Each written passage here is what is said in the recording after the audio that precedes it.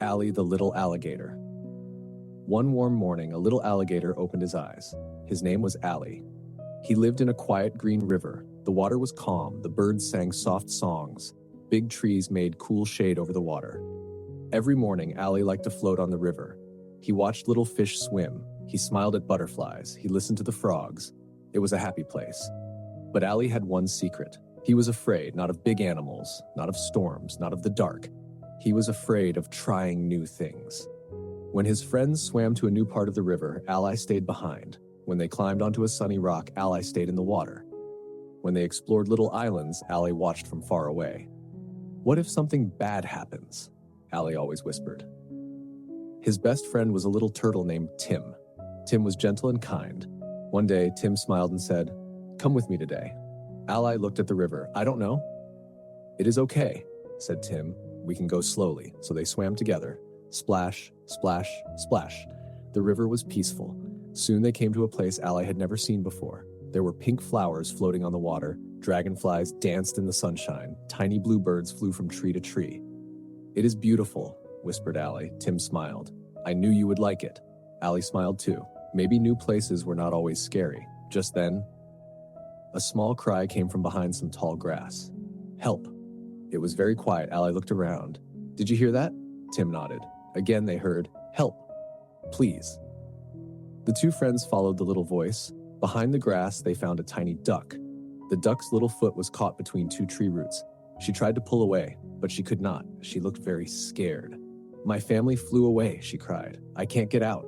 Allie's heart began to beat very fast. He felt afraid, very afraid. What if I can't help? What if I make it worse? He wanted to hide. He wanted to swim back home. Tim looked at him. "You don't have to be brave without feeling afraid. You can be brave while feeling afraid." Allie took one slow breath, then another. "I can try," he whispered. Very carefully, Allie pushed one root with his strong tail. Nothing happened. He tried again. The root moved a little. The tiny duck pulled her foot, almost free. One more push. Crack! The root opened. The little duck jumped out.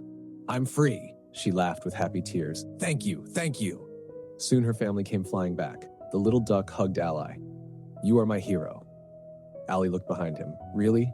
"Yes," she smiled. "You helped me." The sun became warm again. The river looked brighter than before. As they swam home, Allie was very quiet. "What are you thinking?" Tim asked. Allie smiled. "I was afraid, I know, but I still helped." Tim nodded. "That is what courage is." The next morning, Allie saw another little path in the river. It was new. It was different. He felt the old butterflies inside his tummy. But this time he smiled. "Let's go slowly," he said. Tim laughed. Together. Splash, splash, splash. They found another beautiful place, and another, and another.